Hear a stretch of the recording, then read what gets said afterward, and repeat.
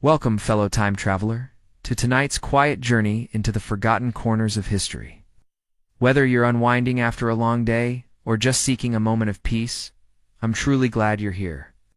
Picture yourself as a young student in medieval Europe, where learning wasn't just tough, it was downright brutal, talking about an educational system so harsh, so unforgiving, that simply surviving to graduation was an accomplishment worthy of sainthood. These weren't places of enlightenment and discovery, but institutions designed to crush the human spirit in the service of creating obedient scholars. Medieval schools operated under the belief that suffering was not just inevitable, but essential for proper learning. Pain was considered a teaching tool, and the more a student suffered, the more virtuous their education was thought to be. Let's start with the physical environment itself. Medieval schools were typically single-room stone buildings, cold and drafty, with no heating except perhaps a small fire that produced more smoke than warmth. Frustrated by their own lack of advancement, they took out their anger and disappointment on their students. Students from noble families might receive slightly better treatment, but even they weren't immune to the rod. The trivium consisted of grammar, rhetoric, and logic, while the quadrivium included arithmetic, geometry, astronomy, and music. But these weren't welcome breaks. They were often filled with additional religious instruction and punishment for any perceived irreverence during sacred periods. Even rest days became opportunities for educational torture. Discipline wasn't limited to academic failures. Students were punished for speaking out of turn, moving without permission, showing insufficient reverence during prayers, or displaying any sign of independent thought. The goal wasn't to nurture young minds, but to create perfectly obedient servants of the church and state. But these subjects weren't taught as intellectual explorations. They were hammered into students' heads through endless repetition and brutal enforcement. This created generations of scholars who were technically educated, but intellectually crippled, capable of reciting vast amounts of information, but incapable of original thought or creative problem-solving. Teachers employed various forms of psychological warfare to maintain control. Public humiliation was a favorite tactic, with students forced to confess their ignorance before their peers. Dunce caps weren't just symbols of shame, they were instruments of social torture, designed to isolate and embarrass struggling students. Latin was the language of instruction, regardless of students' native tongues. There were no gold stars or certificates of achievement, only degrees of suffering based on performance. The best students were those who managed to avoid the rod for the longest periods, not those who demonstrated understanding or creativity. Medieval schools operated under the assumption that children were inherently evil and needed to have goodness literally beaten into them. This wasn't seen as cruel, but as necessary moral instruction. The pain inflicted by teachers was considered a form of purification, burning away sin and ignorance through physical suffering. This meant that most students were learning complex subjects in a language they barely understood, creating an additional layer of confusion and frustration. Mistakes in Latin pronunciation or grammar were considered not just errors, but moral failings, worthy of severe punishment. Peasant children, when they were allowed to attend at all, were treated as barely human. They were expected to arrive early, stay late, and endure punishment not just for their own mistakes, but sometimes for the mistakes of their betters. Books were incredibly rare and expensive, so most learning happened through oral recitation. Students had to memorize vast amounts of information without the aid of written materials, relying solely on their ability to retain what they heard. This created an educational system based entirely on fear of forgetting, where a lapse in memory could result in severe physical punishment. These men wielded absolute authority in their classrooms, answering to no parents, no administrators, and certainly no student welfare committees. They were educational dictators, ruling over kingdoms of terror. Students sat on hard wooden benches for hours on end, their bodies slowly going numb from the cold and discomfort. The windows, if they existed, were small and offered little light, forcing students to strain their eyes in the perpetual gloom. These weren't learning environments. They were endurance tests designed to weed out the weak from the very beginning. The very foundations of medieval education were built on principles that would horrify modern educators and traumatize today's helicopter parents. Students were required to recite complex Latin prayers from memory, and any mistake was met with swift and painful correction. The birch rod, That infamous symbol of medieval education was never far from the teacher's hand. Made from bundled birch twigs, it was specifically designed to inflict maximum pain while leaving minimal permanent damage, allowing for repeated use throughout the day. But the physical punishment was just the beginning. But what made these schools so uniquely terrible? What transformed the noble pursuit of knowledge into a medieval house of horrors? Everything was taught through rote memorization, with no room for creativity, questioning, or individual thought. Students spent hours chanting Latin grammar rules, mathematical tables, and religious texts until their voices were hoarse and their minds numb. The slightest deviation from the prescribed recitation earned immediate and severe punishment. The dominant teaching method was called beating knowledge into them. This wasn't a metaphor. Teachers genuinely believed that physical pain helped information stick in students' minds. The theory was that if learning was associated with suffering, students would remember their lessons more clearly. This led to a culture where being beaten was not just accepted, but expected as part of the educational process. Over the next little while, we'll explore why medieval schools were essentially training camps for misery, where knowledge was literally beaten into students' heads, and where the pursuit of learning came with a side of deep psychological trauma. Teachers weren't just educators. They were enforcers, wielding birch rods like weapons of mass instruction. This was the reality of medieval schools, where the saying, "spare the rod, spoil the child," wasn't just a proverb. It was the entire curriculum. Let me know where you're tuning in from and what time it is for you. I picture us as tiny glowing dots on a spinning globe, connected by our shared curiosity and the stillness of the night. And if this calm storytelling brings a bit of tranquility to your day, please consider subscribing. We have many more historical tales to share. Now imagine waking up before dawn to the clang of church bells, not for morning prayers, but for another day of academic torment. Today's students might grumble about pop quizzes and standardized tests, but medieval students faced a gauntlet of horrors that would make detention feel like a spa day. From the moment a medieval student stepped into their schoolhouse, they entered a world ruled by fear, pain, and the constant threat of violence. The answer lies in a perfect storm of religious extremism, rigid social hierarchy, and teaching methods that belonged more in a torture chamber than a classroom. The school day began at sunrise with mandatory prayers. But this wasn't the gentle, reflective spirituality we might imagine. The curriculum itself was a monument to monotony and mental torture. Medieval teachers were often failed clergymen or monks who had been deemed unsuitable for higher religious positions. The social hierarchy within schools was as rigid as medieval society itself.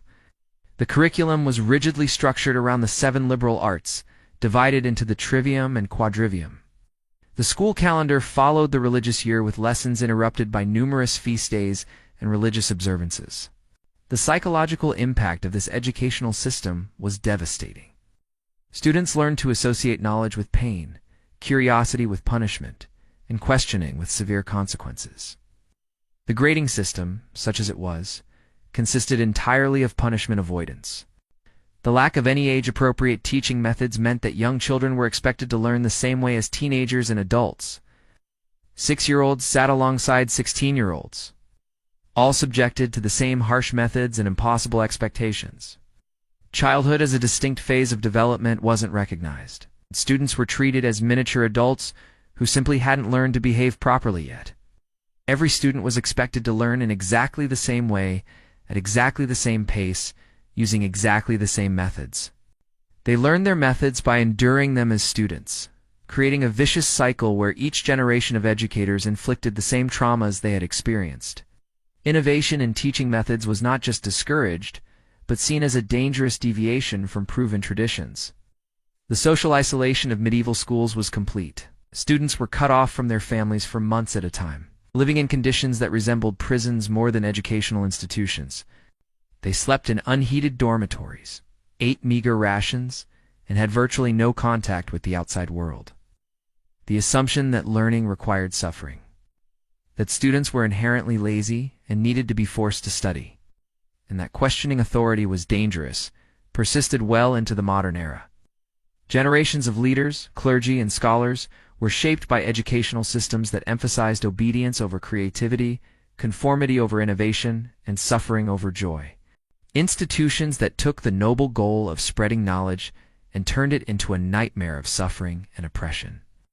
The psychological torment inflicted upon young minds was perhaps even more devastating than the welts left by birch rods and leather straps.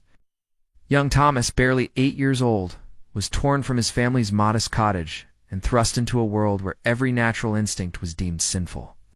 They stumbled through freezing corridors to begin their morning prayers, not gentle supplications, but grueling recitations that lasted for hours. Miss a single Latin syllable, and the rod would find your back before the sun had even risen. His mother's tears as he departed would be the last tenderness he'd experience for months, perhaps years.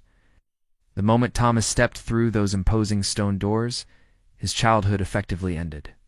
He was immediately stripped of his given name and assigned a Latin moniker, no longer Thomas the farmer's son, but merely Discipulus Tertius, the third student. This wasn't mere administrative convenience. It was deliberate psychological warfare designed to erase individual identity and replace it with institutional conformity. These weren't just schools. They were factories designed to break the human spirit and rebuild it in the image of absolute obedience. They remind us that education without compassion, learning without joy, and knowledge without wisdom create not scholars but victims. The next time you complain about homework, remember the medieval student who faced a beating for every mistake. The next time you question a teacher's methods, remember when such questioning would have earned you a flogging. This had profound effects on medieval society's ability to adapt, grow, and develop new ideas. When we look at the slow pace of intellectual and social progress during much of the medieval period, we can see the influence of educational systems that actively discourage the kind of thinking necessary for advancement. By crushing curiosity and punishing innovation, medieval schools created intellectual stagnation that lasted for centuries. The few great scholars and innovators who emerged from this system succeeded despite their education, not because of it.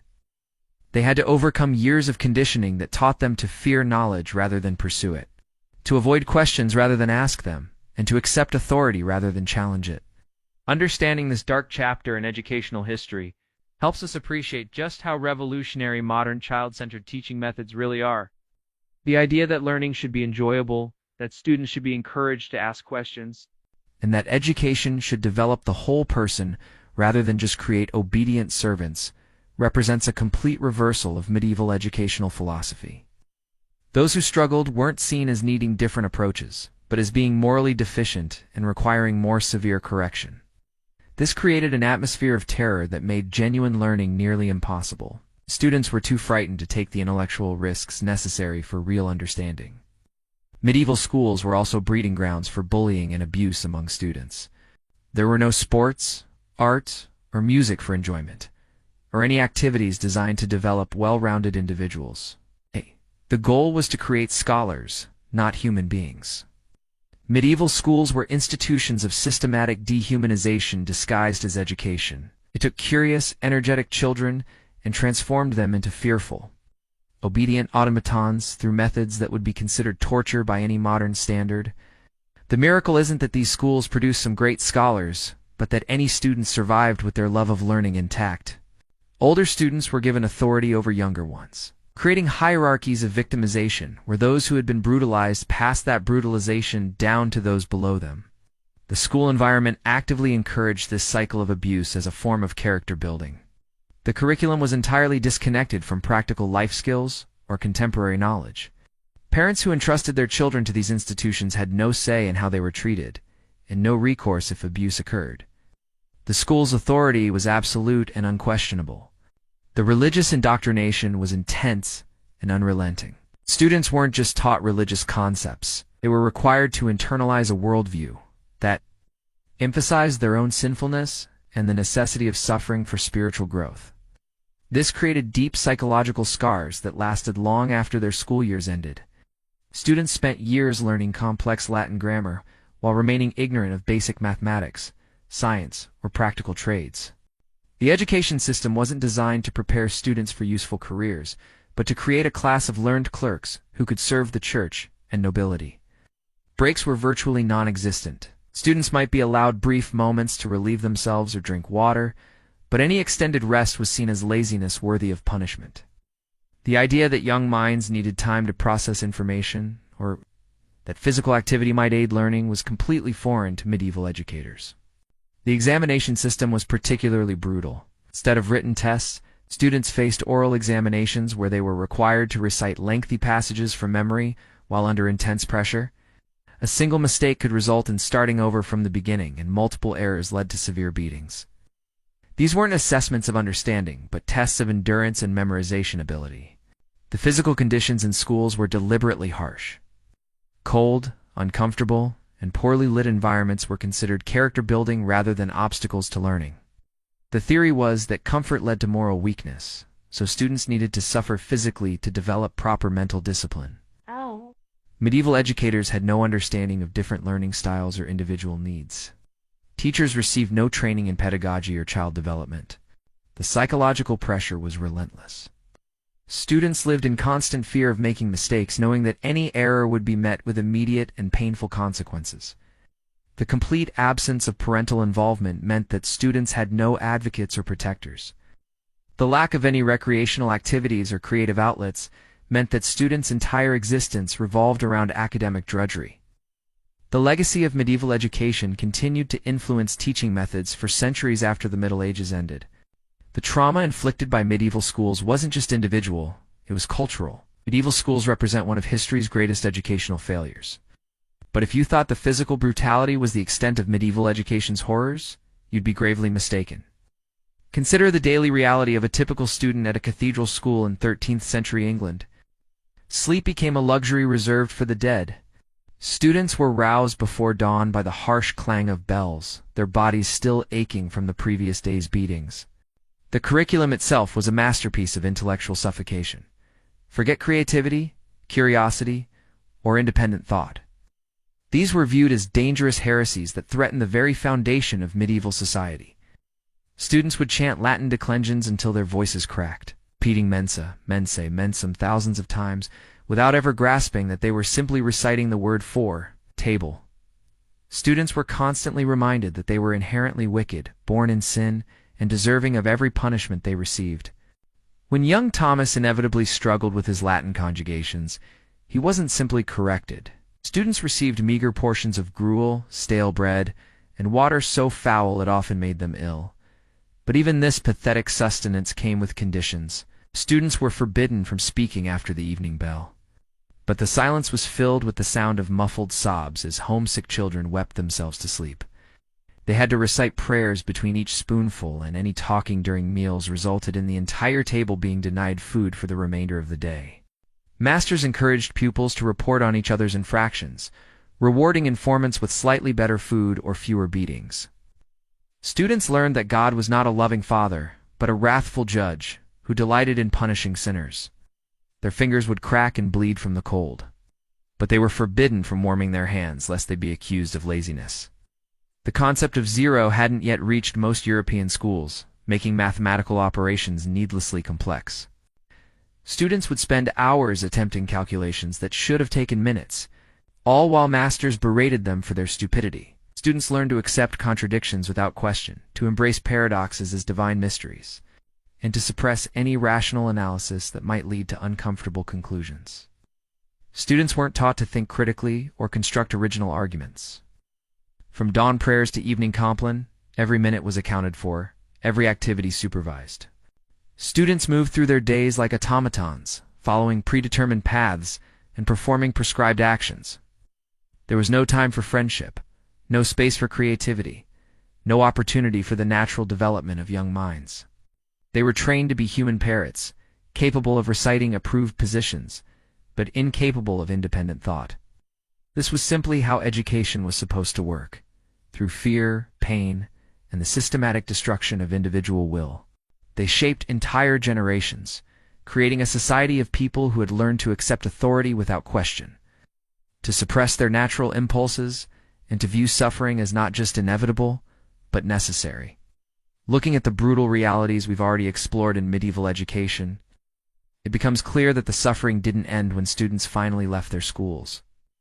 In fact, for many, graduation merely marked the beginning of an even harsher existence, as they entered a world that viewed them as expendable commodities in an unforgiving economic machine. The very idea that learning could be joyful, that education could nurture rather than break the human spirit, was completely foreign to medieval thinking. Students might be forced to run laps while reciting Latin verses or to perform calisthenics, while masters critiqued their grammar. Even play was transformed into another form of educational torture. With games designed to reinforce lessons rather than provide genuine enjoyment, they had learned to read and write, yes, but at the cost of their humanity. They could recite Latin texts and perform mathematical calculations, but they had forgotten how to think for themselves or feel genuine emotions. The masters called this education, but it was really a form of institutional child abuse that would be recognized as such by any modern observer. These weren't schools in any meaningful sense. They were factories for producing compliant, unthinking servants of church and state, human beings stripped of everything that made them truly human. Any attempt at original expression was ruthlessly suppressed, branded as dangerous innovation. Students learned that authority was absolute and unquestionable, that suffering was inevitable and deserved, and that their own thoughts and feelings were dangerous liabilities. They internalized a deep sense of worthlessness that would plague them for the rest of their lives, even if they eventually escaped the confines of these educational prisons. They were taught that faith required the abandonment of reason, that questioning was the enemy of truth, and that intellectual curiosity was a form of spiritual pride. The parchment itself was precious and rare, so students practiced on wax tablets that could be erased, meaning that months of painstaking work could be wiped away in an instant, if a master deemed it inadequate. Every natural human impulse, curiosity, playfulness, affection, was branded as sinful. They were taught that their bodies were temples of shame, that friendship was dangerous, and that questioning anything was tantamount to heresy. Students weren't allowed to touch these precious volumes. They could only look at them from a distance while masters droned through incomprehensible lectures. The very tools of learning were kept deliberately out of reach, ensuring that education remained a privilege of the masters rather than a right of the students. Brothers turned against brothers, friends became enemies, and the natural bonds of childhood were severed in favor of institutional loyalty. The psychological damage was compounded by the complete absence of emotional support. Students who showed signs of distress were labeled as weak and subjected to even harsher treatment. Tears were beaten out of them. Laughter was discouraged as frivolous, and any display of joy was viewed with suspicion. These children learned to bury their emotions so deeply that many never recovered them, becoming hollow shells of human beings who could recite Latin perfectly, but had forgotten how to feel. Hunger became a constant companion, gnawing at their bellies as relentlessly as fear gnawed at their minds. He was told that his failure was evidence of his moral corruption, that Satan himself was working through his ignorance. Many had been broken so completely during their own education that they genuinely believed suffering was necessary for learning. They convinced themselves that their cruelty was kindness, that they were saving these children's souls through systematic torture. The master would prowl between the rows like a predator, his switch ready to strike any child whose pronunciation deviated by even the slightest margin. When they inevitably failed, they were beaten and told their failure was proof of their worthlessness. Over time, students learned to stop trying altogether, accepting that suffering was their natural state. One misplaced accent could result in 20 lashes across the palms. Students spent endless hours memorizing vast passages of text they couldn't understand, in a language that bore no resemblance to their native tongue. The trivium grammar, rhetoric, and logic wasn't taught to expand minds, but to constrain them within acceptable boundaries. Grammar lessons were exercises in futility. But the true genius of medieval educational torture lay in its psychological manipulation. Students were given impossible tasks, translating complex theological texts without proper instruction, solving mathematical problems with incomplete information, debating philosophical points they hadn't been taught to understand. Mealtimes, if they could be called that, were another form of systematic abuse. The dormitories were cramped, freezing chambers where dozens of boys slept on straw pallets, crawling with lice and fleas. Privacy was non-existent. Dignity stripped away like everything else. Perhaps most disturbing was the way these institutions deliberately fostered mistrust and betrayal among students. Religious instruction, which should have provided comfort and hope, was weaponized into another tool of oppression. The masters themselves were often products of this same brutal system, passing down their trauma like a hereditary disease. Writing lessons were particularly cruel exercises in futility.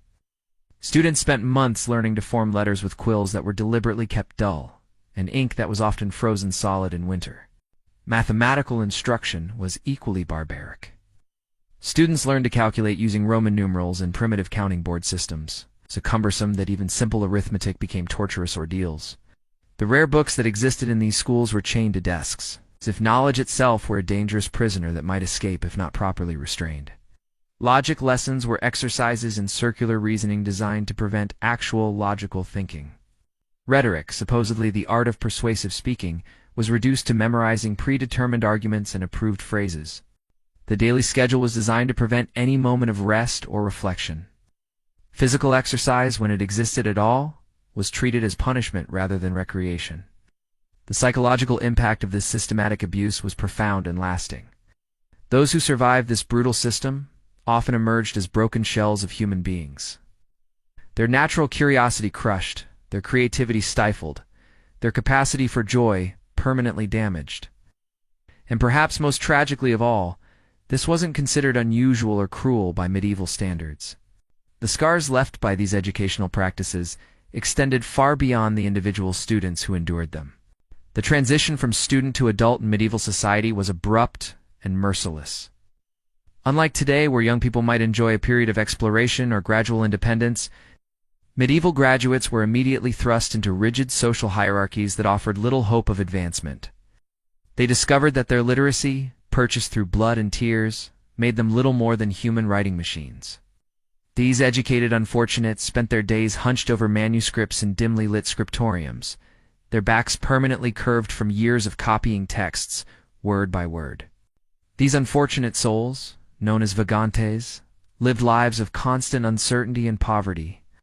This oversupply of learned individuals drove wages down to starvation levels, creating a class of highly educated beggars who possessed all the knowledge of classical literature but lacked the means to buy their next meal. The same authorities who had demanded absolute submission in school showed no mercy to graduates who dared to think independently. Heretical ideas, even when expressed with scholarly precision and backed by careful reasoning, were met with imprisonment, torture, and execution. The education system had created minds capable of critical thinking, then systematically destroyed anyone who actually used that capability. Their literacy set them apart from family members and childhood friends who viewed them with a mixture of resentment and suspicion, instead of providing support or opportunities. Ecclesiastical authorities often viewed educated laymen as potential threats to their monopoly on learning.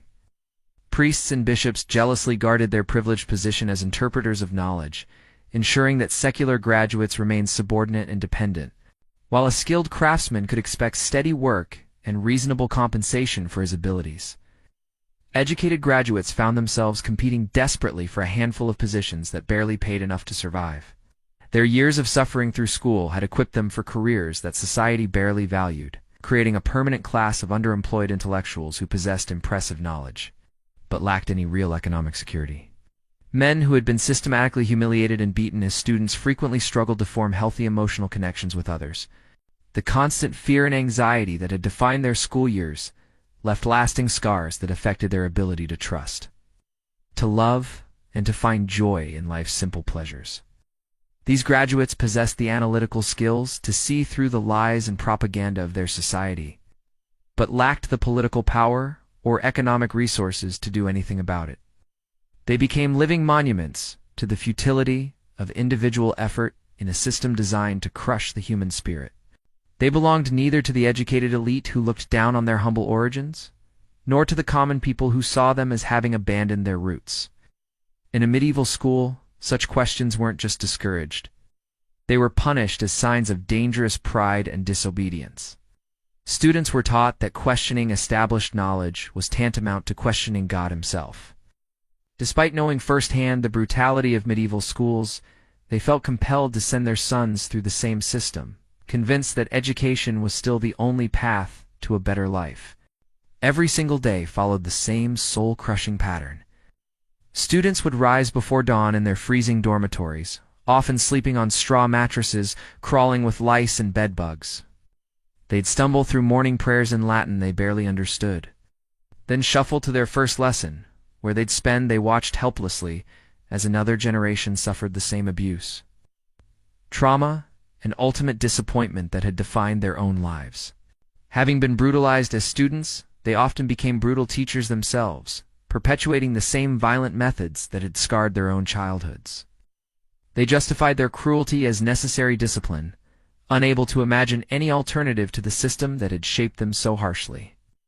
They took bright, curious children and transformed them into broken adults who understood that learning and merit meant nothing in a world governed by birth, wealth, and brute force. It was how these schools systematically crushed any spark of natural curiosity that children possessed. You see, medieval educators believed that knowledge was finite, already discovered, and their job was simply to force-feed this predetermined information into reluctant young minds. This social isolation compounded their professional disappointments, leaving them friendless and alienated.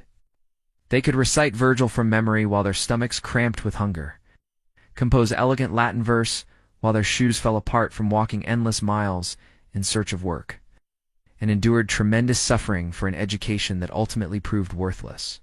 Brilliant minds that might have contributed to human knowledge were instead condemned to spend their lives copying recipes for soap or recording mundane business transactions. The waste of human potential was staggering, as generations of capable thinkers were systematically prevented from using their gifts for anything meaningful. While an illiterate man could take up any manual trade and learn through apprenticeship, educated graduates were considered too refined for physical labor, but not well connected enough for prestigious positions. They found themselves trapped in a narrow middle ground, where their skills were neither fish nor fowl, useful enough to keep them from starving, but not valuable enough to provide genuine prosperity. They had been promised that knowledge would set them free, only to discover that it had merely equipped them with the tools to understand their own powerlessness more clearly. Some turned to drink to numb the pain of their disillusionment, spending their meager earnings in taverns where they could temporarily forget their circumstances. Others retreated into bitter cynicism, using their rhetorical skills to mock and satirize the very system that had created them. A few simply gave up entirely, abandoning their hard-won literacy to return to manual labor, their expensive education becoming nothing more than a source of shame and regret. Despite their education, they were often viewed with suspicion by local authorities, who saw them as potential troublemakers. They slept in barns when they were lucky, under bridges when they weren't, and survived on whatever scraps of work they could find, translating documents or teaching the children of merchants. The irony was bitter. The very education that was supposed to elevate them had merely qualified them for a different kind of servitude. Most found themselves trapped in the same grinding poverty their families had endured for generations, their expensive education having done nothing to improve their prospects. For those who had suffered through years of brutal schooling only to become clerks or scribes, the disappointment was crushing. The lucky few who managed to secure positions in noble households or monasteries found that their education had prepared them perfectly for a life of intellectual submission. They were expected to use their hard-won knowledge not for innovation or creative thinking, but to reinforce the existing power structures that kept them subservient. A clerk who dared to question his lord's decisions or suggest improvements would quickly find himself back on the streets, his education worthless in a world that valued obedience above intelligence. Many graduates became wandering scholars, drifting from town to town in search of employment that would utilize their skills. The cruel mathematics of medieval economics meant that there were simply too many educated men chasing too few positions that required literacy. For those who attempted to use their education to challenge the established order, the consequences were swift and brutal. The psychological toll of this betrayal was immense. Many graduates suffered what we might now recognize as severe depression, having invested years of their lives. The most tragic cases were those who had shown genuine intellectual promise, but found themselves trapped in positions that offered no outlet for their abilities. Even those who achieved modest success often found that their education had isolated them from their communities. The church, which had been responsible for much of their education, offered little comfort to these struggling graduates. For the rare individuals who managed to secure teaching positions, the cycle of abuse simply continued. The economic reality facing these educated men was stark and unforgiving. many discovered that their expensive education had actually made them less employable than their uneducated peers. The psychological damage, inflicted by years of educational trauma, often manifested in their adult relationships and family lives. Perhaps most cruelly, many graduates found themselves unable to protect their own children from the same educational horrors they had endured. The bitter irony was that medieval education, for all its cruelty and inefficiency, had succeeded in one crucial way. It had created a permanent class of people who understood exactly how powerless they were. In the end, the true legacy of medieval schools wasn't the knowledge they imparted or the character they built, but the hope they systematically destroyed. But perhaps the most insidious aspect of medieval education wasn't the physical beatings or the psychological torment. Imagine being a bright, inquisitive child who naturally wondered why birds could fly or how rainbows formed. The curriculum was rigid, unchanging, and brutally monotonous. Hours copying the same passages over and over again until their fingers bled from gripping crude quills. The teaching methods were designed to break down individual thought processes entirely. Students weren't encouraged to understand concepts, or forced to memorize vast quantities of text through endless repetition. Picture spending 8 hours a day reciting Latin conjugations, while a monk with a leather strap paced behind you, ready to strike at the first mispronunciation. There was no explanation of why these words mattered or how they connected to anything meaningful in life. Mathematics was taught as pure rote memorization without any practical application. Entire generations grew up believing that knowledge came only from ancient authorities, and that human understanding could never advance beyond what had already been discovered. This mindset contributed to centuries of technological and social stagnation, where innovations that could have improved countless lives were dismissed as dangerous departures from established wisdom. Students learned to calculate using Roman numerals, a system so cumbersome that simple arithmetic became torturous exercises in frustration. These graduates went on to become the administrators, clergy, and leaders of medieval society, perpetuating the same oppressive systems that had crushed their own spirits decades earlier. They deliberately fostered competition and mistrust among students, encouraging them to report on each other's infractions. It succeeded brilliantly at this goal, creating generations of people who believed that suffering was not just inevitable, but necessary for proper development. Perhaps nowhere was the medieval school's oppressive nature more evident than in its treatment of students who dared to show any spark of creativity or independent thought. These unfortunate souls faced what can only be described as intellectual assassination. There was no gentle awakening, no consideration for young minds that needed rest to develop properly. Instead, they were herded like cattle into cold stone chambers, where they would spend the next 12 to 14 hours in misery. And the most chilling aspect of all, many of these educational practices persisted for centuries, and echoes of them can still be found in authoritarian educational systems around the world today, in the stench of unwashed bodies. Walls that echoed with the sounds of weeping and the crack of switches against flesh. They wielded their authority like weapons, using fear and pain to maintain order because they lacked the skill or knowledge to actually educate. Many were barely literate themselves, teaching from rote memory and responding to any question beyond their limited knowledge with violence. Natural philosophy was strictly forbidden. Questions about how the world actually worked were considered dangerous heresy that could lead to excommunication or worse. Generations of children emerged from these schools with their natural curiosity beaten out of them, their confidence shattered, their ability to think critically permanently impaired. They had learned to fear knowledge rather than seek it, to avoid questions rather than. Wealthy students, regardless of their ability, received preferential treatment and faced lighter punishments. Poor students, even those with exceptional minds, were treated as disposable resources. They performed manual labor to pay for their education, cleaning the very rooms where they were beaten, scrubbing floors with hands already raw from copying texts, all while being reminded constantly of their inferior status. But perhaps most insidious was how these schools systematically destroyed creativity and imagination. Art, music, and literature were permitted only in their most rigid, prescribed forms. A student who dared to compose an original poem or ask about different ways to solve a mathematical problem would face immediate and severe punishment.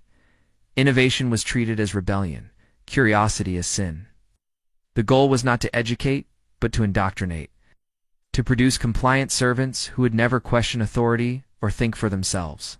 The curriculum was a masterpiece of intellectual starvation. Students spent years memorizing Latin texts they couldn't understand, reciting grammatical rules that had no practical application, and copying endless passages until their fingers bled and their eyes burned. A student who asked why instead of simply memorizing was marked for special punishment, subjected to humiliation designed not just to hurt them physically, but to break their spirit entirely. The psychological warfare employed in these institutions was sophisticated in its cruelty. Students were pitted against each other in a system that rewarded conformity and punished excellence. Those who excelled too much faced the wrath of jealous peers, while those who struggled were abandoned to failure. The teachers fostered an atmosphere of mutual suspicion where students would inform on each other for the slightest infractions, creating a toxic environment that poisoned friendships and destroyed trust. The medieval belief that children must be broken before they can be molded continues to influence how we think about discipline, authority, and the purpose of education itself. This wasn't just bad teaching or primitive educational methods. This was a deliberate, systematic campaign to destroy human potential on a massive scale, justified by religious doctrine and maintained through institutionalized violence. Students learned that survival meant not just avoiding punishment themselves, but ensuring their classmates received it instead. This created an atmosphere of constant surveillance and betrayal that made forming genuine friendships nearly impossible. Natural philosophy, what we might call science today, was presented as a collection of unquestionable facts handed down by ancient authorities. This unpredictability kept students in a constant state of anxiety, never knowing whether they would face reward or punishment for the same behavior. Such psychological manipulation broke down students' sense of fairness and justice, teaching them that authority was arbitrary and that their worth as human beings depended entirely on the whims of those in power. Students learned that heavy objects fall faster than light ones, that the earth was the center of the universe, and that illness was caused by imbalances in bodily humors. These weren't presented as theories to be tested or understood, but as absolute truths that must be accepted without question, or they would face immediate and severe punishment. Graduates often spent their entire adult lives avoiding intellectual challenges and discouraging curiosity in others. They became active participants in maintaining the very system that had brutalized them, believing it was the natural and proper way to educate children. They weren't taught to think through problems or develop reasoning skills. Instead, they mechanically repeated calculation methods until they could perform them automatically. Like trained animals responding to commands, the most devastating aspect was how schools deliberately separated learning from any sense of wonder or discovery. Teachers viewed curiosity as a form of intellectual rebellion that needed to be stamped out completely. They believed that children were naturally sinful, and that education's purpose was to beat the sinfulness out of them, placing it with unquestioning obedience to authority. The psychological damage this caused was profound and lasting. Students learned to suppress their natural instincts to explore and question. They developed what we might recognize today as learned helplessness, a psychological state where people stop trying to escape painful situations because they've been conditioned to believe resistance is futile. Medieval students learned that thinking for themselves only brought pain, so they stopped thinking entirely. This systematic destruction of intellectual curiosity had devastating effects on medieval society as a whole. The schools also used sophisticated psychological manipulation to maintain control. Teachers would often play favorites in the most arbitrary and cruel ways, showering praise on one student while systematically humiliating another for identical performance.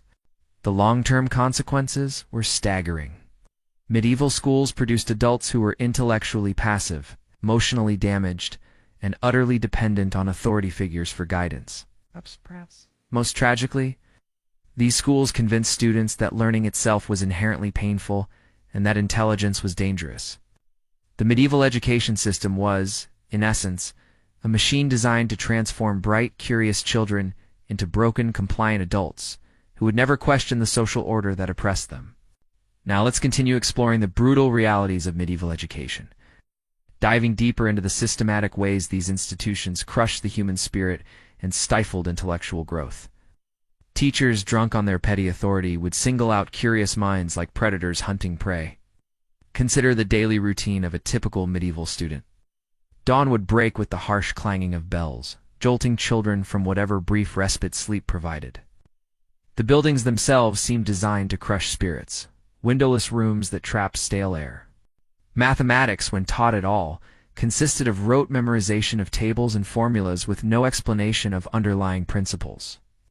The social hierarchy within these schools mirrored the brutal class system of medieval society, but with an added layer of academic cruelty. Teachers in these institutions were often failed scholars themselves, bitter men who had been rejected by universities or monasteries, and took out their frustrations on helpless children. The long-term psychological damage inflicted by these educational prisons cannot be overstated. Ask them to conform rather than innovate. This wasn't education. It was systematic intellectual abuse that stunted human development for centuries. The tragedy is that this wasn't accidental but intentional.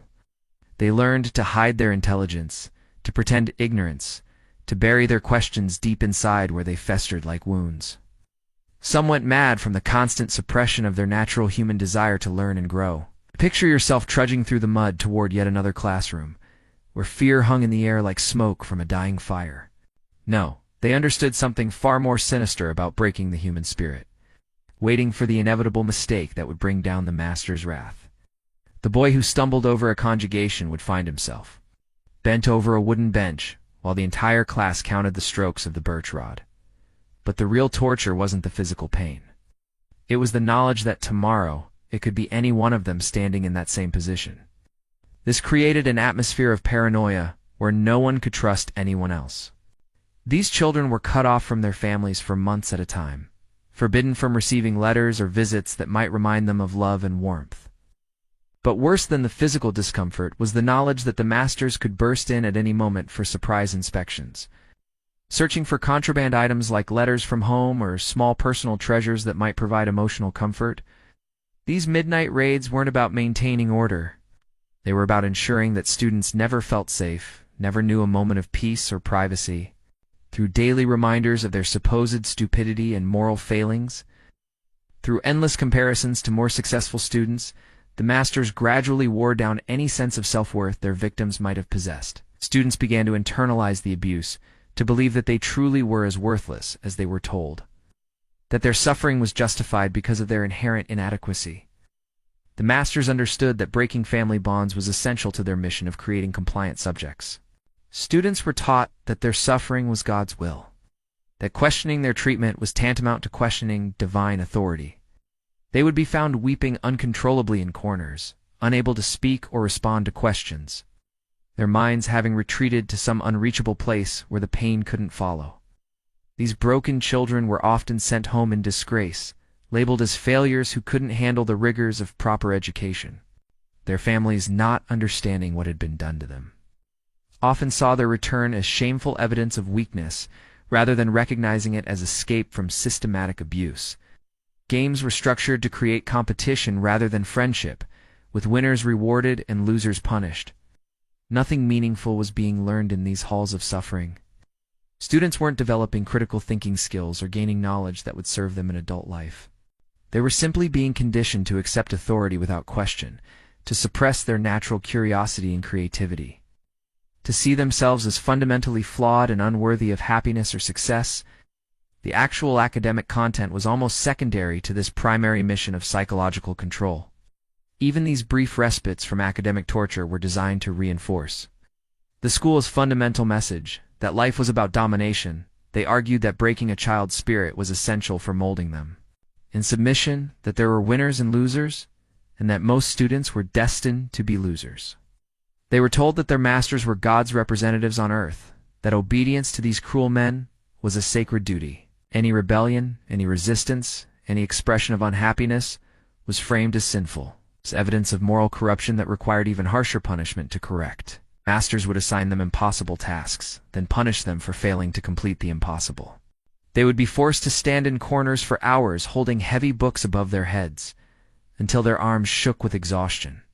Students learned to suppress any expression of personality, creativity, or independent thought. They became experts at reading the moods of their tormentors, at anticipating what would trigger punishment and desperately trying to avoid it. They developed what we might now recognize as symptoms of severe trauma: hypervigilance, emotional numbness, an inability to trust others, and a deep, abiding sense of worthlessness that would follow them for the rest of their lives. They would be denied meals and forced to watch their classmates eat while their own stomachs cramped with hunger. These weren't punishments for specific infractions. They were systematic campaigns of psychological destruction designed to break the strongest spirits. Students were taught that their parents had sent them away because they were disappointments. Their suffering was proof of their own inadequacy, rather than evidence of institutional cruelty. Friendships became weapons that could be turned against you at any moment. A whispered joke about a master, a shared complaint about the food, even a moment of homesickness expressed to the wrong person could result in severe punishment. They knew that true control came from destroying a child's sense of self-worth, from convincing them that they were inherently worthless, stupid, and deserving of whatever cruelty was inflicted upon them. Every morning brought fresh humiliations, designed to crush any spark of curiosity or independent thought that might dare to flicker in a young mind.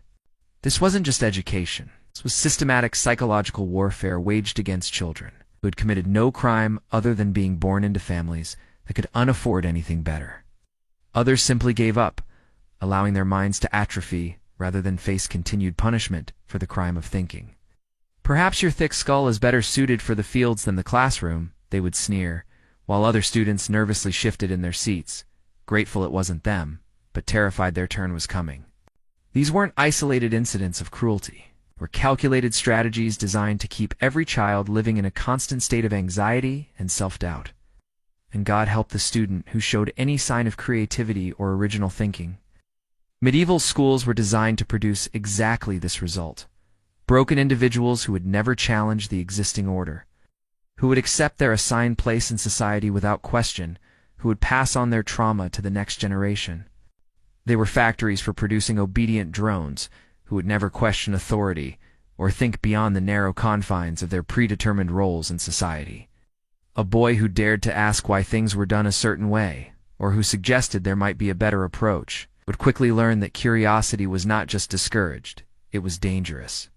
They were factories for creating human sheep, and they succeeded beyond their wildest dreams, contributing to the intellectual stagnation that characterized much of the medieval period.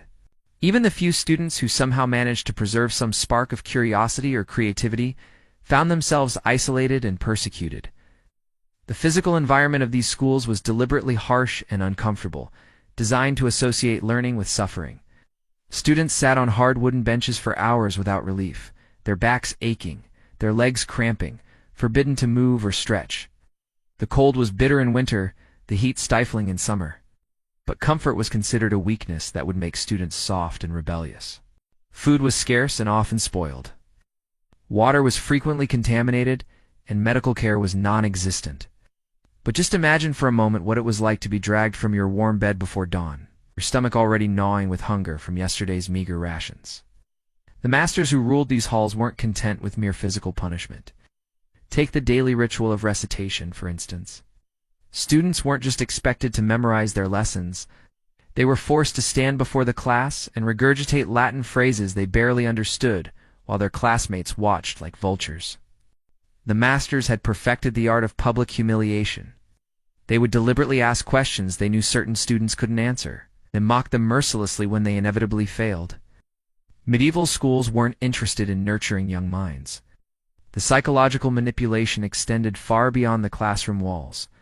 Students were encouraged to inform on each other, to report any infractions or signs of rebellion they witnessed. The isolation was perhaps the cruelest aspect of all. Even sleep offered no respite from the psychological torment. Dormitories were deliberately uncomfortable, with thin straw mattresses that provided little warmth against the constant chill. The few students who managed to maintain some spark of defiance found themselves targeted for special attention. Perhaps most insidiously, the schools convinced students that they deserved this treatment through constant repetition of their worthlessness. It's the religious instruction, which supposedly formed the moral foundation of medieval education, was twisted into another instrument of psychological control. The few moments of supposed recreation were carefully controlled to prevent any genuine joy or camaraderie from developing.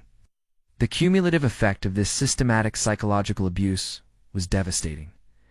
Many students simply broke under the pressure. The truly tragic irony was that this wasn't education at all. The masters justified their cruelty by claiming it was necessary to prepare students for the harsh realities of adult life, into proper citizens who would know their place in society and never challenge the established order. But this was merely a convenient rationalization for systematic abuse. The reality was that these schools were designed to perpetuate existing power structures by ensuring that the next generation would be too psychologically damaged to imagine or fight for a better world. The long-term consequences of this educational trauma extended far beyond the school walls. You see, the medieval educational system wasn't just content with breaking bodies and spirits. It had to obliterate the mind's natural capacity for wonder, discovery, and creative thought. Former students carried their psychological wounds into adulthood, often becoming the very masters who would inflict similar abuse on the next generation of victims. You weren't just being difficult, you were being prideful, disobedient, possibly even heretical. The very act of intellectual curiosity was reframed as a character flaw that needed to be beaten out of them. Imagine being a 12-year-old boy who naturally wondered about the world around him, only to be told that such wondering was evidence of your spiritual corruption.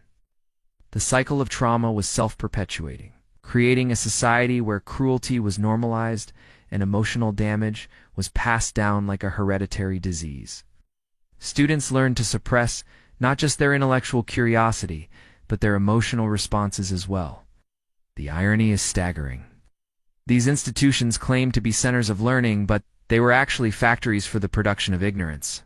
They claimed to serve God and moral education, but they systematically destroyed the very capacities, love, compassion, wonder, justice that every religion claims to cherish.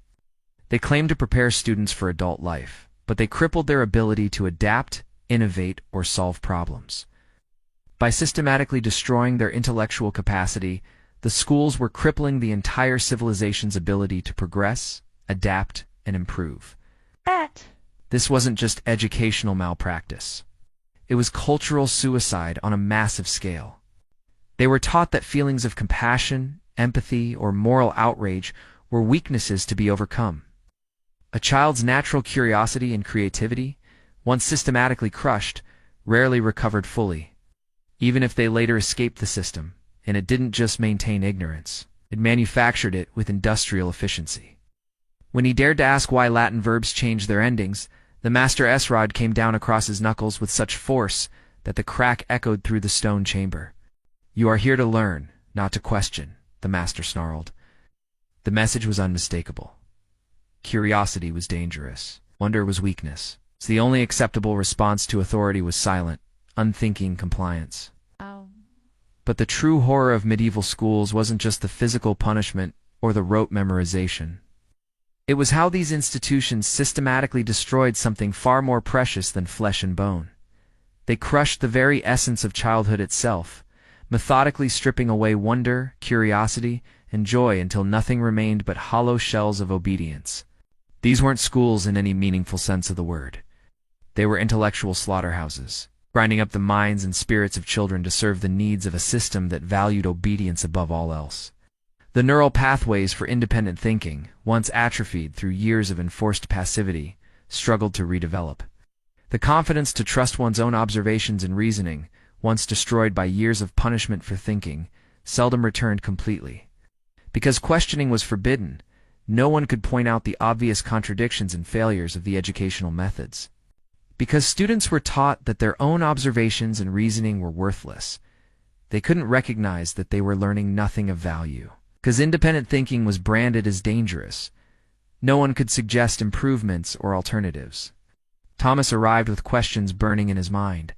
Why did birds fly south in winter? How did the smith make iron bend to his will?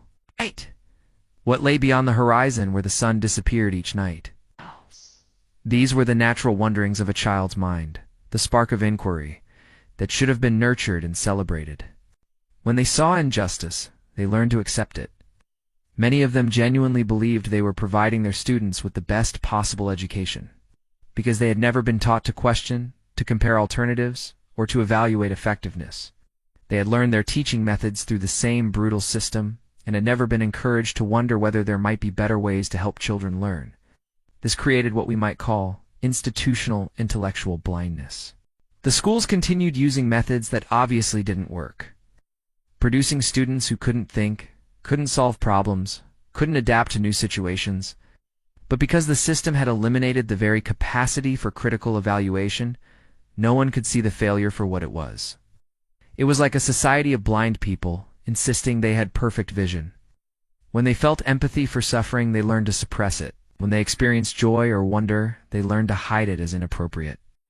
This emotional suppression created adults who were capable of perpetuating and participating in systems of cruelty without apparent distress. The master who had been brutalized as a student could brutalize his own students without visible conscience because he had learned to disconnect from his natural human empathy. Students learned that their own thoughts and observations were worthless, that all knowledge worth having had already been written down by ancient authorities, and that their job was simply to absorb and regurgitate without question. They were taught that independent thinking was not just unnecessary, but actively dangerous, a path that led to heresy, social disorder, and eternal damnation. And artists whose gifts were systematically crushed before they could flourish. How many potential innovations were lost because children were taught that questioning established methods was sinful? How many medical advances were delayed because students learned to accept ancient texts as infallible rather than testing them against observation? How many social reforms were postponed because people had been conditioned never to imagine that things could be different, perhaps even more insidious than the physical brutality and psychological terror? Was how these medieval schools systematically destroyed the very essence of human curiosity and learning itself. These students grew up to become adults who had never learned how to think critically, how to solve novel problems, or how to question authority. They became the perfect subjects for a rigid feudal system that depended on unthinking obedience. When faced with new challenges, whether a crop disease, a technical problem, or a social injustice, they had no intellectual tools to address them. They had been trained to look to authority for all answers, never to seek solutions themselves. Think about how a child naturally learns. They ask endless questions. Why is the sky blue? How do birds fly? What makes flowers grow? They experiment. They play. They imagine wild possibilities. Their minds are like sponges, absorbing everything with infectious enthusiasm. But medieval schools took these bright, curious children and turned them into hollow, obedient automatons who had learned that questions were dangerous and imagination was sinful. The curriculum was designed with surgical precision to kill intellectual curiosity. Every subject was reduced to mindless memorization of approved texts. Students weren't taught to think about the meaning behind Latin phrases. They were beaten until they could recite them perfectly without understanding. Mathematics wasn't about solving problems or discovering patterns. It was about mechanically following procedures without deviation. Geography wasn't about exploring the wonders of distant lands. It was about memorizing lists of place names that meant nothing to them. But here's where it gets truly diabolical. The masters didn't just discourage questions. They made questioning itself a moral failing. This systematic destruction of curiosity created what we might call intellectual learned helplessness. The effects went far beyond the classroom. Consider the tragic waste of human potential this represented. Among those brutalized students were undoubtedly future inventors, philosophers, scientists. The schools also destroyed what we might call emotional intelligence. The cycle of abuse wasn't just physical and psychological. It was spiritual and intellectual, creating generations of people who had lost touch with their own humanity. Even more perversely, the system was self-perpetuating in its intellectual destruction. The masters themselves were often victims of this same intellectual destruction. The long-term consequences extended far beyond individual students. These schools were training the future leaders, clergy, administrators, and scholars of medieval society. And perhaps most tragically, this intellectual destruction was often irreversible. The medieval school system didn't just fail to educate, it actively miseducated. It didn't just neglect to develop human potential, it systematically destroyed it.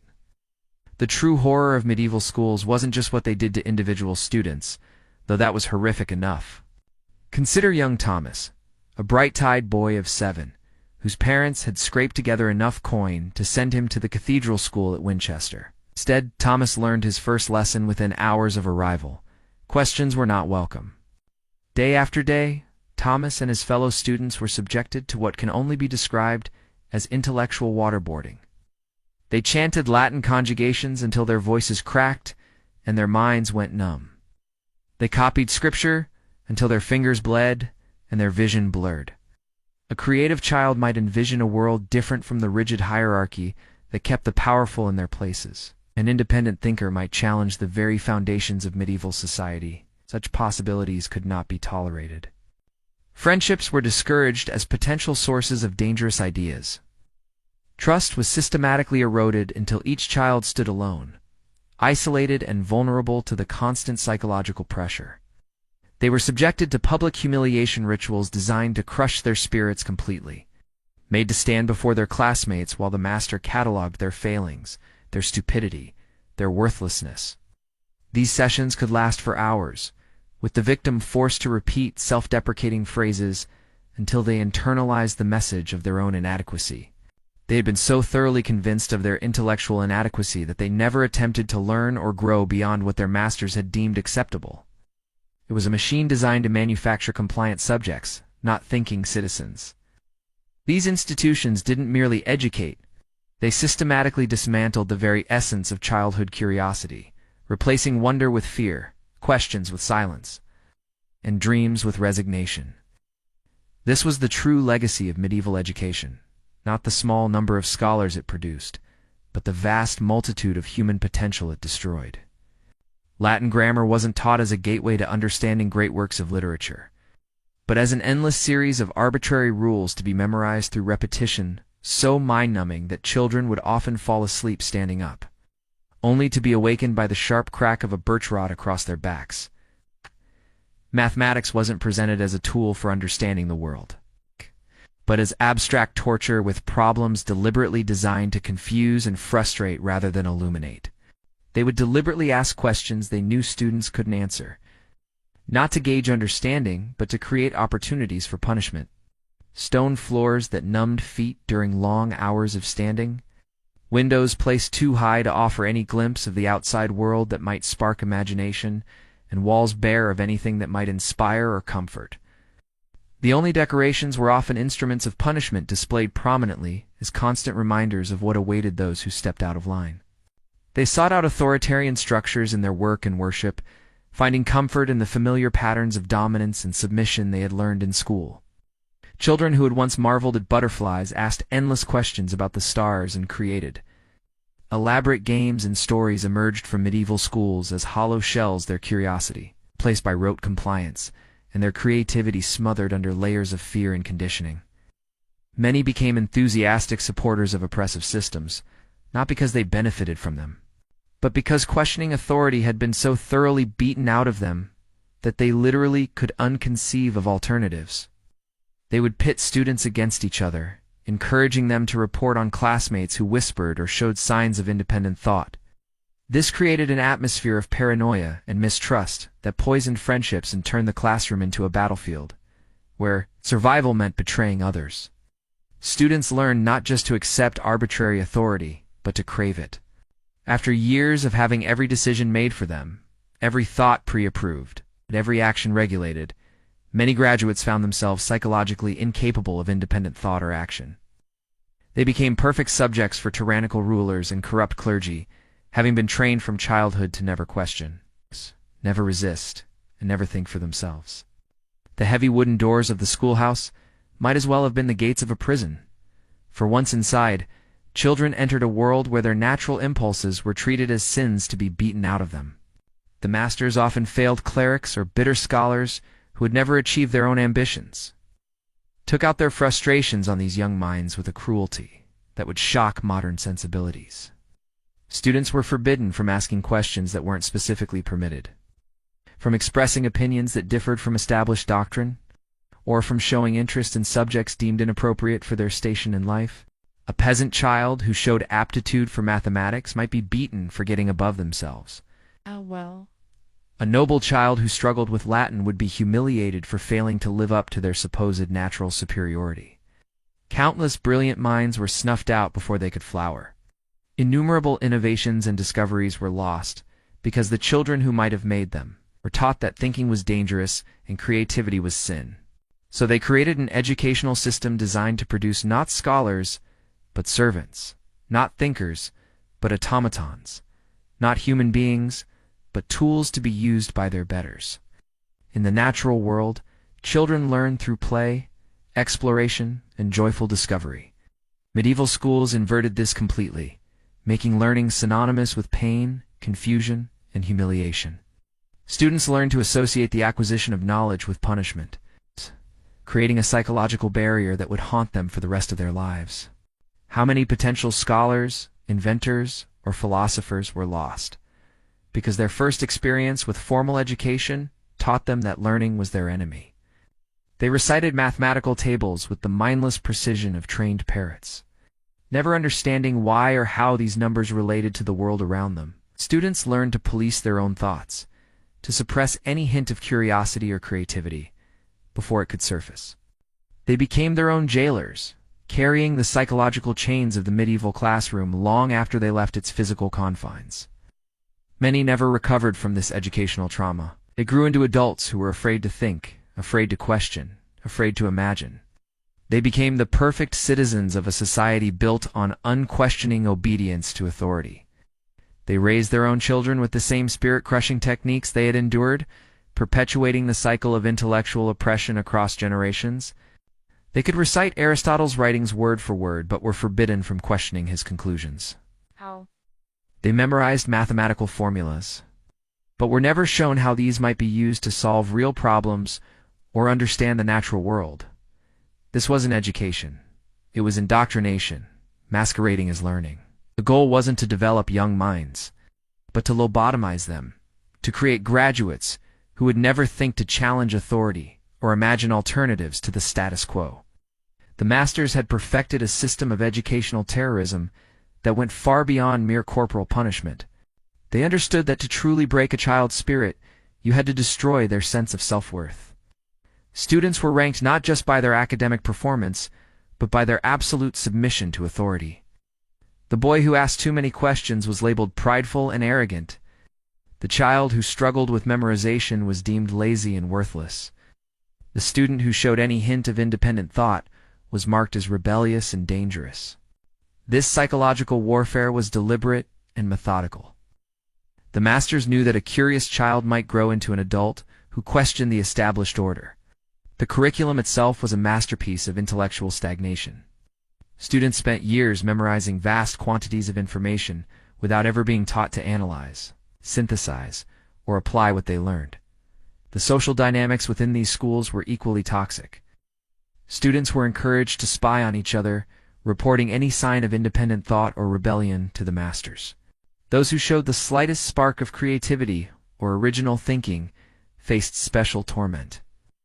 The most insidious aspect of this system was how it made victims complicit in their own destruction. The lucky few who escaped these institutions often found themselves psychologically crippled, unable to trust their own minds or believe in their own worth. The medieval school system didn't just fail to educate, it actively worked to prevent education, to maintain ignorance, to preserve the rigid social order that benefited those in power. The devastating psychological warfare waged by medieval schools extended far beyond their stone walls, seeping into every aspect of a child's developing mind like poison through water. Consider the daily reality of a typical medieval student. Each morning began not with excitement for learning, but with dread. The curriculum itself was designed to break spirits rather than build knowledge. But perhaps most insidious was the way these schools corrupted the very concept of learning itself. The masters employed psychological techniques that modern interrogators would recognize as sophisticated torture methods. The physical environment reinforced this psychological assault. Medieval schoolrooms were deliberately designed to be uncomfortable and intimidating. Even more damaging was the systematic suppression of creativity and individual expression. The schools also served as breeding grounds for the very authoritarianism that plagued medieval society. The damage extended into every aspect of adult life. Former students often became the most rigid and unforgiving parents, passing on the trauma they had experienced to their own children, perhaps most tragically. These schools destroyed the natural human capacity for wonder and discovery that drives all genuine learning and progress.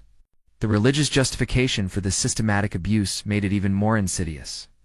Masters could claim they were saving souls while destroying minds, beating children for their own good, while serving their own sadistic impulses.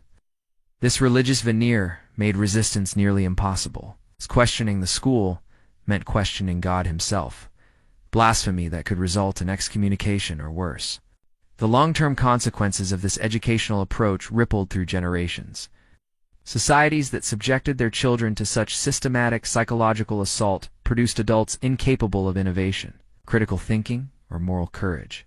It proved that with enough violence, intimidation, and systematic abuse, you could take the most naturally curious and creative beings on Earth's children and transform them into compliant automatons who would never again dare to question, explore, or dream. The schoolmaster didn't simply ignore the question or provide a curt dismissal.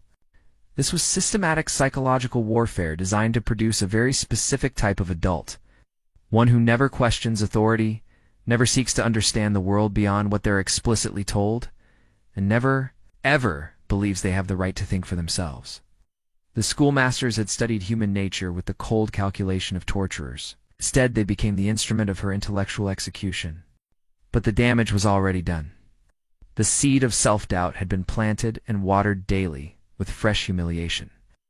By the time Margaret left school, she had internalized the message so completely that she would spend the rest of her life apologizing for having thoughts dismissing her own insights as probably wrong and actively discouraging other women from pursuing learning.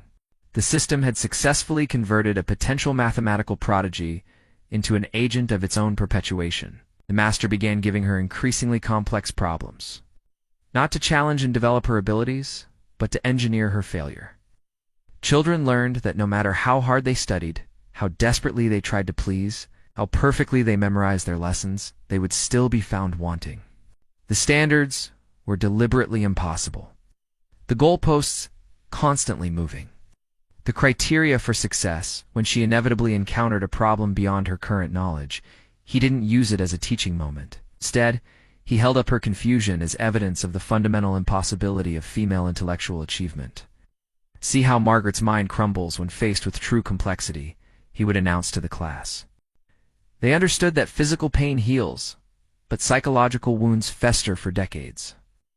A child beaten for giving the wrong answer might still harbor secret thoughts of rebellion. But a child systematically convinced of their own fundamental inadequacy, their inherent stupidity, their complete unworthiness to participate in the realm of ideas, that child grows into an adult who polices their own thoughts, who crushes their own curiosity. Before it can even fully form, his classmates, terrified of receiving similar treatment, were encouraged to laugh and jeer at each repetition. By the end of that day, Edmund had learned a lesson that would haunt him for the rest of his life. Curiosity equals pain. In a different world, in a different time, she might have become a brilliant scholar, perhaps contributing to advances in commerce or even natural philosophy. But when Margaret began solving problems in her head faster than her classmates could work them out on their wax tablets, her schoolmasters saw not potential, but threat. A girl who could think independently was a girl who might one day question why women were forbidden from participating in trade, from owning property, from having any say in the decisions that governed their lives. Questions lead to suffering. The safest path through existence is silent, unthinking compliance. No, the most devastating element was how these institutions weaponized shame and humiliation to create what we might recognize today as learned helplessness. The fact that this was done in the name of education makes it all the more obscene. Children who survived this psychological demolition didn't just become compliant adults. They became enthusiastic enforcers of the same brutal system that had broken them. They would tell their own children that education was a privilege they didn't deserve, that questioning was sinful, that thinking was dangerous. Entire generations passed down trauma disguised as wisdom, ensuring that each new cohort of children arrived at school already primed for intellectual destruction, stumbles into the schoolhouse each morning, knowing with absolute certainty that he will be publicly degraded before the day is through. The master doesn't just beat incorrect answers out of children. He orchestrates elaborate theatrical productions of humiliation designed to break their spirits so completely that they never again dare to question, explore, or dream. These institutions didn't just fail to educate, they actively worked against education, creating generations of traumatized adults who associated learning with pain and authority with truth. This helps explain why the medieval period saw such slow progress in science, philosophy, and human rights. When your educational system is designed to produce obedient sheep rather than thinking human beings, stagnation becomes inevitable. The medieval school system stands as perhaps history's most successful experiment in mass psychological manipulation. But perhaps the most insidious aspect of medieval schooling wasn't the beatings, or the rote memorization, or even the deliberate crushing of curiosity. Picture this: a 12-year-old boy already malnourished and exhausted from helping his family scrape together enough grain to survive another harsh winter. Take young Edmund, son of a village blacksmith, whose only crime was asking why Latin verb conjugations followed certain patterns. This wasn't accidental cruelty born from ignorance or frustration. The genius of this system lay in its self-perpetuating nature. Consider the case of young Margaret, daughter of a wool merchant, who showed remarkable aptitude for mathematics. So Margaret's mathematical gifts were not nurtured or celebrated. Night after night, Margaret would return home and secretly practice mathematics by candlelight, desperately trying to prove to herself that she wasn't the intellectual failure her teacher proclaimed her to be. The schoolmasters had discovered something that modern psychologists would later formalize as learned helplessness, the phenomenon whereby individuals subjected to repeated, inescapable trauma eventually stop trying to escape even when escape becomes possible. Questioning into trauma, imagination into sin, and risk-taking into evidence of dangerous pride. The result was civilizations trapped in amber, unable to evolve because they had murdered the psychological mechanisms that make evolution possible. Perhaps most chilling of all, this system was so successful that it became self-concealing. Generations of intellectually broken adults couldn't recognize the damage that had been done to them because the very capacity for recognition had been systematically eliminated. They genuinely believed that curiosity was dangerous, that questioning was evil, that their own thoughts were untrustworthy. As we've explored the brutal machinery of medieval society, from the grinding poverty of the peasantry to the iron grip of feudal lords and the suffocating control of the Catholic Church before dawn, they were roused from their straw pallets by the harsh clanging of bells. Their young bodies already aching from the previous day's beatings, each mistake met with a swift blow from the master's rod. They memorized passages from ancient texts without understanding, recited prayers in languages they could not comprehend.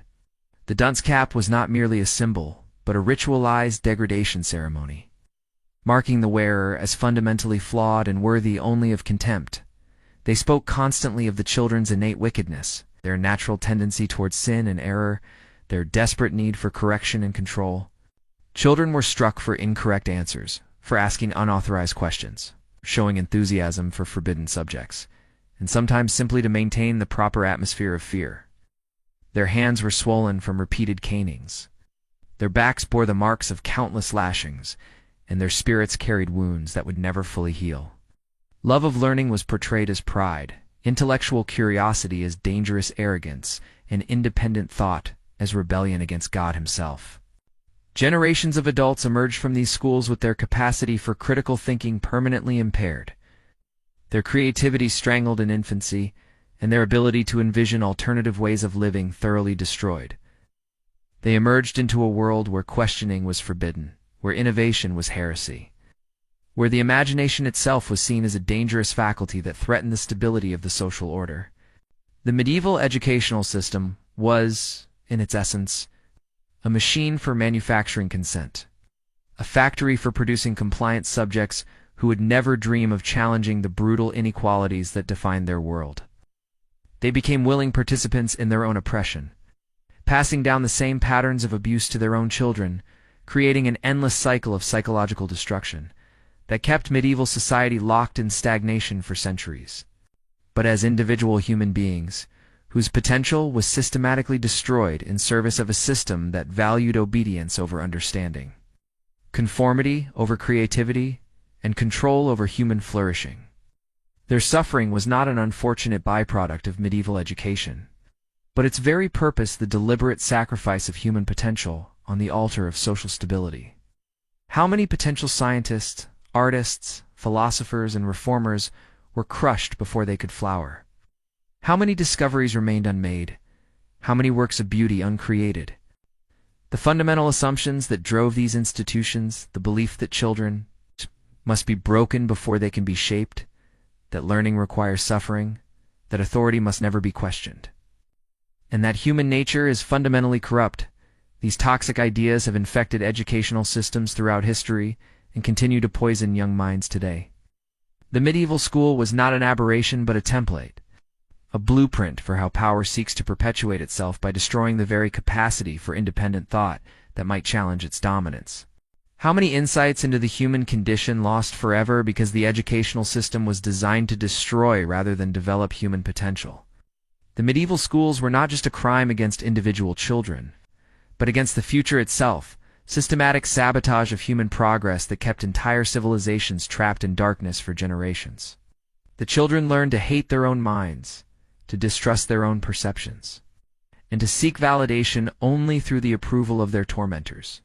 Children were taught that their suffering was divinely ordained, that their natural impulses were manifestations of original sin, and that questioning authority was tantamount to questioning God. They learned to see themselves as fundamentally corrupt beings, whose only hope lay in absolute submission to their betters. The concept of individual worth, of human dignity, of the right to think and choose for oneself, was systematically eradicated from their consciousness. Competition was fostered not to inspire excellence, but to turn children against each other, creating an atmosphere of perpetual anxiety where academic failure meant social death, and absorbed lessons that bore no relation to the world around them. Mathematics was reduced to rote calculation. Children of nobles received marginally better treatment, while still being broken to the system's will. Peasant children faced additional humiliations based on their lowly birth. The message was clear. Some were born to rule and others to serve, and education's role was not to develop human potential, but to ensure everyone accepted their predetermined place in the cosmic order. Natural philosophy was dismissed as dangerous speculation, and any attempt to connect learning to lived experience was ruthlessly suppressed. Stumbling through the darkness, they gathered in cold stone chambers, where the very architecture seemed designed to crush their spirits. Every question that began with why was met with violence. Every spark of curiosity was extinguished with shame. Every attempt at creative expression was branded as heretical deviation from approved forms. The children learned quickly that survival depended not on understanding, but on perfect mimicry, not on thinking, but on mindless obedience. They discovered that their own thoughts were dangerous, their natural impulses sinful, their very personalities obstacles to be overcome. The walls pressed in around them. The narrow windows offered only glimpses of a world they were forbidden to explore freely, and the heavy wooden benches reminded them of their place as mere vessels to be filled with approved thoughts. We now witness how this same oppressive system reached its most insidious expression in the very places meant to nurture young minds. They weren't pretending to be satisfied with intellectual slavery. They had been so thoroughly conditioned that they experienced their own mental chains as freedom, their ignorance as wisdom, their compliance as virtue.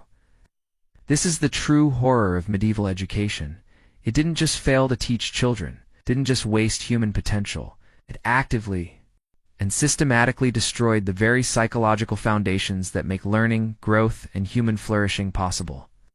The medieval schools of Europe were, quite simply, instruments of systematic human destruction, masquerading as centers of learning.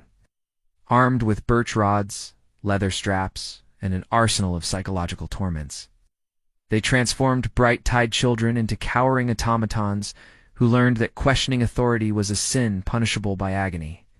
Every lesson was delivered through fear. Every concept hammered home with violence.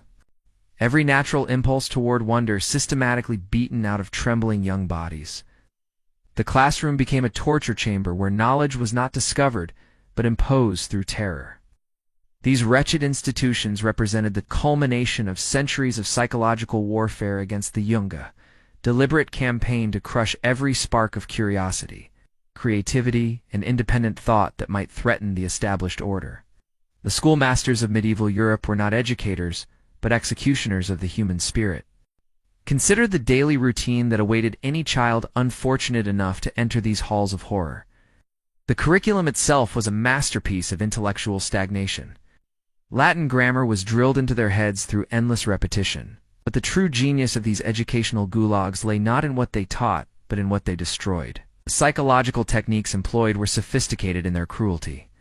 Public humiliation was a favorite tool, with children forced to confess their intellectual failures before their peers. The masters themselves were often products of this same system-broken men who had internalized their own abuse and now perpetuated it with zealous dedication. The physical violence was relentless and methodical. Beatings were administered not in moments of anger, but as calculated interventions designed to associate learning with pain. The social hierarchy within these institutions mirrored and reinforced the broader medieval caste system. The religious indoctrination was perhaps the most insidious element of all. The long-term effects of this educational holocaust were precisely what the system intended. These schools produced not scholars but slaves, not thinkers but automatons, not human beings, but hollow shells programmed to perpetuate the very system that had destroyed them. The tragedy extends beyond the immediate victims to encompass the entire trajectory of human civilization. As we reflect on this educational nightmare, we must recognize that its legacy extends far beyond the Middle Ages. The children who endured these horrors deserve our remembrance not as statistics. And so we reach the end of our journey through the dark corridors of medieval learning, where young minds were systematically crushed beneath the weight of institutional brutality and ignorance. We have witnessed how these schools, masquerading as centers of education, were in reality factories of conformity designed to strip away every spark of curiosity and wonder the children possessed. The curriculum itself was a monument to intellectual stagnation, rigid catechism of unquestionable truths that brooked no dissent, no exploration, no genuine learning. They took minds that sparkled with potential and systematically dimmed them until they could produce nothing but rote repetition. Students learned to internalize their oppression, to see their natural curiosity as a flaw to be corrected, rather than a gift to be nurtured. Children learned to associate knowledge with pain, discovery with punishment, creativity with transgression. These schools produced citizens who were perfectly suited to a rigid, hierarchical society, individuals who had been so thoroughly broken that they could conceive of no alternative to their oppression. They became the perfect subjects for tyrannical rulers. Having been trained from childhood to submit to authority without question and to accept suffering as their natural lot, they developed a learned helplessness that followed them throughout their lives, convincing them that they were fundamentally incapable of independent thought or original insight. The schools had created a culture of intellectual poverty where curiosity was seen as dangerous, creativity as subversive, and independent thought as the ultimate crime against the social order. By systematically destroying the capacity for innovation, creativity, and critical thinking, these institutions ensured that progress would be stifled for centuries. They created a template for institutional violence that would be copied and refined by countless other systems of oppression, proving that the most effective way to control a population is to destroy their capacity for independent thought during childhood. They created a dark age of the mind that lasted far longer than any political or economic crescita. Spiritual winter that froze the human capacity for growth and discovery. These were not places of learning, but chambers of spiritual execution, where the best and brightest aspects of human nature were put to death with methodical precision. It reminds us that the greatest evil is not always found in dramatic acts of violence, but in the quiet, systematic destruction of the human capacity for wonder, creativity, and growth. These schools succeeded in creating exactly what they intended, a world where darkness reigned supreme and the light of human curiosity was forever extinguished. They stand as a warning to all future generations about what happens when education becomes a weapon rather than a gift. When schools become prisons rather than sanctuaries, and when the noble goal of nurturing young minds is perverted into the ignoble practice of crushing them into submission. The schools had succeeded in their true mission, creating a generation of people who would never question, never challenge, never dare to imagine a better world. They emerged not as educated individuals, but as broken souls who had been taught to despise the very act of learning. They were not schools at all, but factories of despair, designed to ensure that the human spirit would never again dare to soar. They transformed children who entered with boundless imagination into adults who could conceive of nothing beyond the narrow confines of their indoctrination. The damage was not accidental, but deliberate, not a byproduct, but the very purpose of the system. They perpetuated the cycle of abuse, not out of malice, but out of a profound inability to imagine that education could be anything other than a process of systematic destruction. They had been taught that learning required suffering, and they inflicted that suffering with the conviction that they were performing a sacred duty. Students were not educated but indoctrinated, not taught to think, but trained to obey. Every lesson was a lesson in submission. The very architecture seemed designed to crush the human soul with its dark corridors, cramped spaces, an oppressive atmosphere that reminded students at every moment of their powerlessness and insignificance. Every recitation, a ritual of intellectual surrender.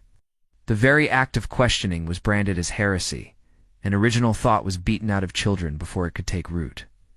From the moment a child crossed the threshold of a medieval school, they entered a world where violence was not merely tolerated, but celebrated as a pedagogical tool.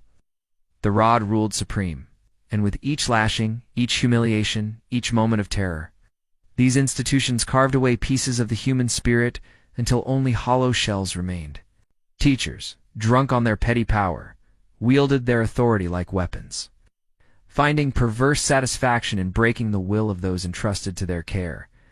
These schools did not merely fail to educate, they actively destroyed the capacity for education. Perhaps most tragically, these institutions convinced their victims that this brutalization was for their own good, that suffering was the price of knowledge, that humiliation was the path to wisdom. The psychological wounds inflicted by these schools ran deeper than any physical injury.